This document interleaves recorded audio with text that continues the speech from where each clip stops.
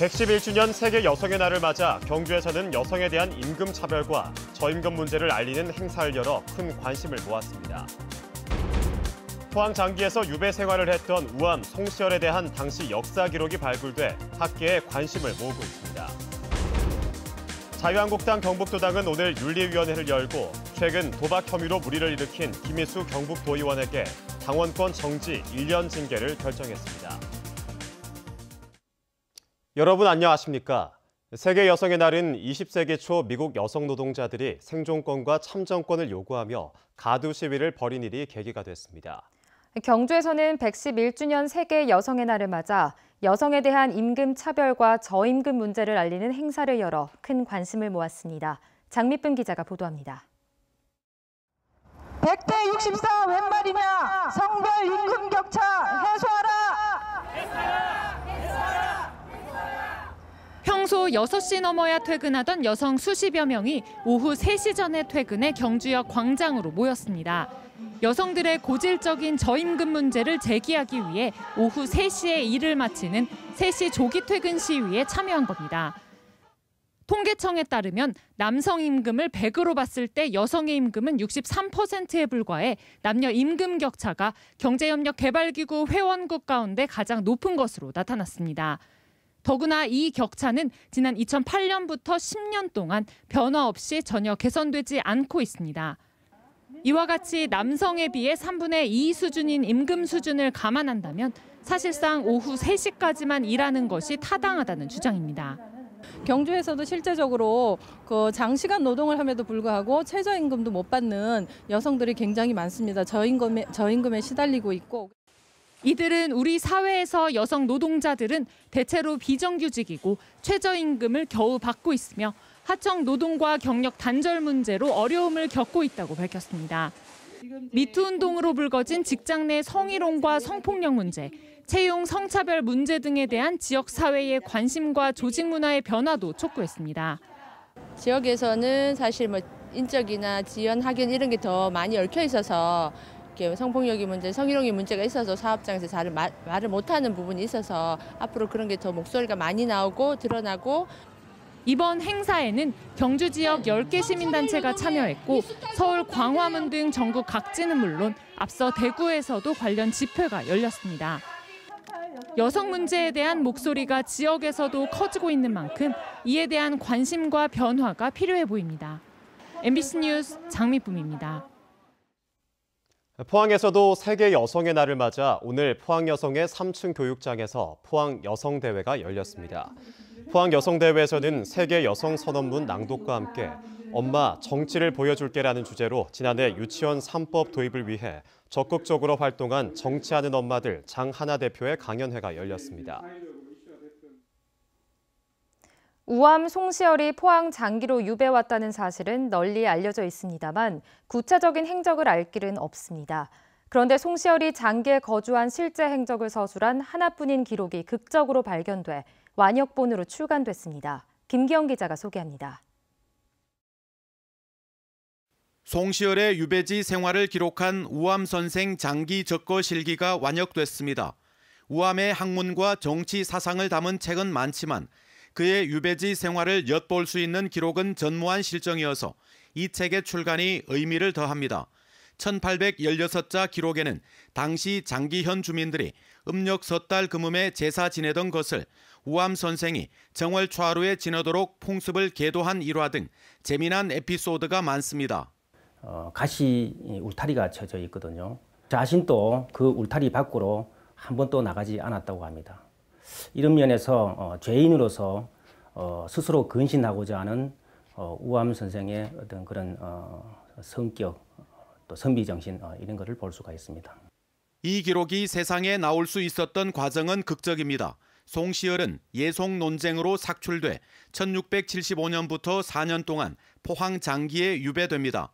46년 뒤 지평 관직이던 이유가 포항 연일연의 유배와 송시열의 유배 행적을 청문해 우암 선생 장기 적거 실기를 집필합니다.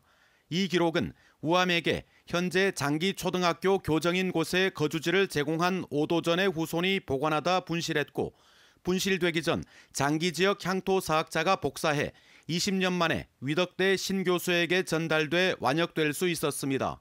책을 적어 번역한다는 얘기는 상상도 안 가고 이걸 어떻게 어디서 부탁해서 번역을 해야 많은 사람에게 알리느냐 이게 제일 중요했거든요. 예산이 없어 출간되지 못한다는 소식을 들은 장김 위원장이 사재를 털어 120권을 냈습니다. 3월 22일 날 유배촌 개관식을 마쳐 찾아오시는 내빈들께 한 권 한 권씩 선물할 예정이고 향토 사학자의 열정과 지역대학 교수의 재능 기부, 한 공무원의 흔쾌한 출연으로 소실될 뻔한 조상의 기록이 새 생명을 얻게 됐습니다. MBC 뉴스 김기영입니다. 자유한국당 경북도당은 오늘 윤리위원회를 열고 최근 도박 혐의로 물의를 일으킨 김희수 경북도 의원에게 당원권 정지 1년 징계를 결정했습니다.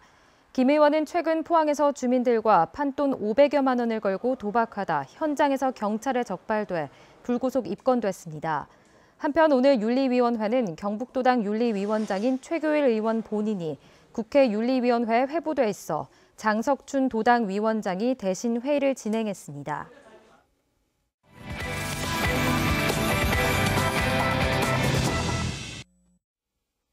1990년 창단돼 다양한 장르의 합창음악을 공연해온 포항시립합창단이 제8대 상임 지휘자를 맞았습니다. 첫 연주에는 포항의 독립운동을 주제로 공연을 준비하고 있습니다. 김정진 아나운서입니다.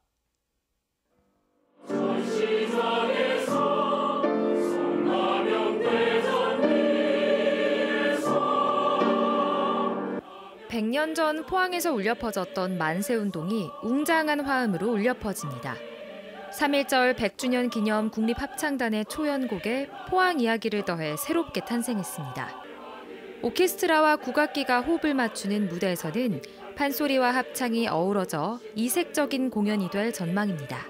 국악의 트레디셔널한 아주 전통적인 기법들을 갖다 사용하면서 서양적으로 잘 믹스해서 대단히 새롭고 흥미롭고 세계적인 어떤 그런 작품이라고 할 수 있겠습니다. 포항시립합창단의 장윤정 신임 지휘자는 국내 6개 합창단을 창단하며 다수의 창작곡들도 초연해 주목받았습니다. 앞으로 포항에서는 시민과 공감하는 무대, 지역의 특색을 담은 음악을 만들고 싶다는 포부를 밝혔습니다. 시민들이 듣고 싶은 노래가 무엇인지, 시민들이 공유하고 싶은 문화가 어떤 것인지를 좀 자세히 살펴보고 그런 문화 콘텐츠를 만들고 싶어요. 오는 14일 열리는 취임 연주회에서는 창작 칸타타와 함께 목련화 등 4곡의 봄 노래도 들려줍니다. 이어서 전시 소식입니다. 경주 솔거미술관에서는 중견작가 4인을 초대한 특별기획전 전통에 묻다가 열리고 있고 한복 전문가와 도예가가 만난 한복 입은 달 항아리전이 경주 예술의 전당에서 개막합니다. MBC 뉴스 김정진입니다. 영덕군 지품면 사마리 주민 200여 명은 오늘 영덕군청 앞에서 목재 펠릿 화력발전소 건설 반대 집회를 열었습니다.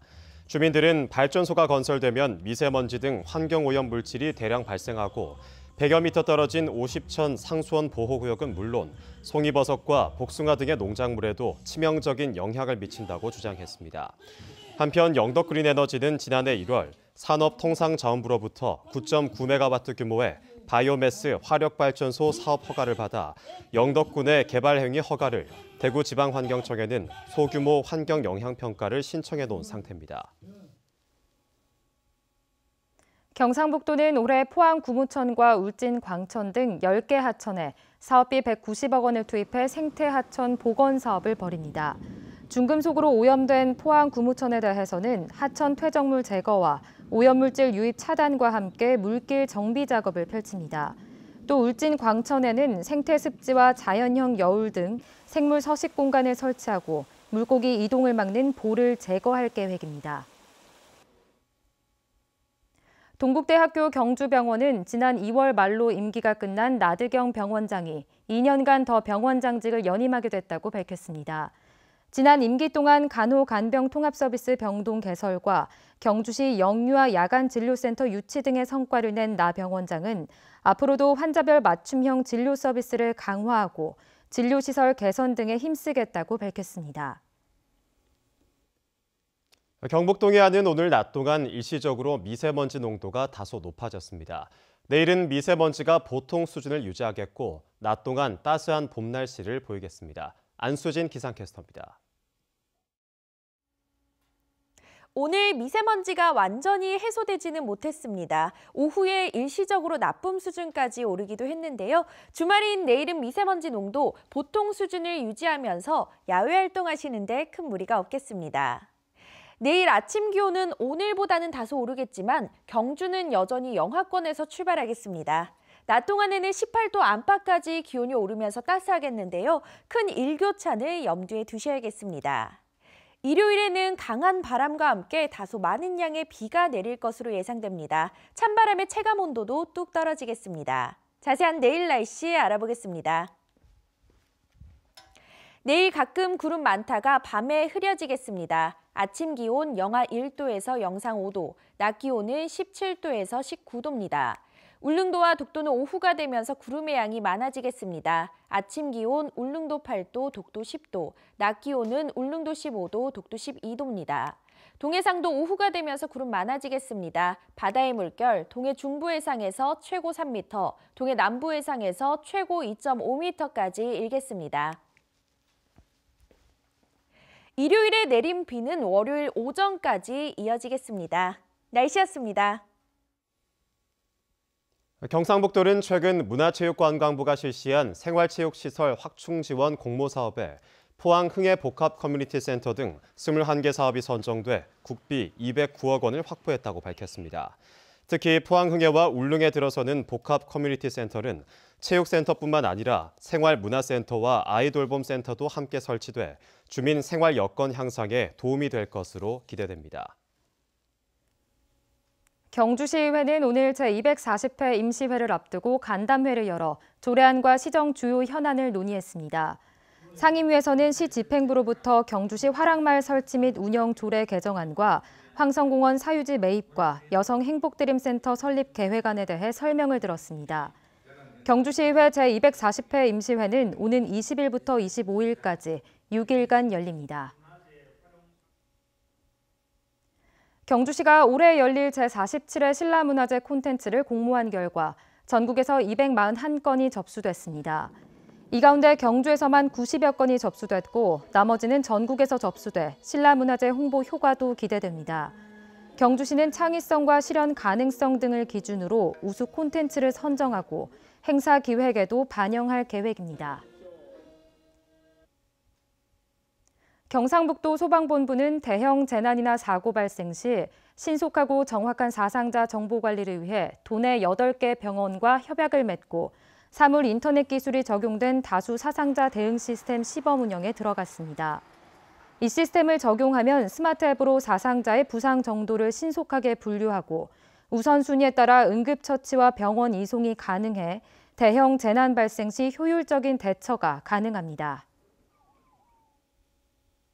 이상으로 3월 8일 금요일 포항 MBC 뉴스데스크를 마치겠습니다. 여러분 고맙습니다.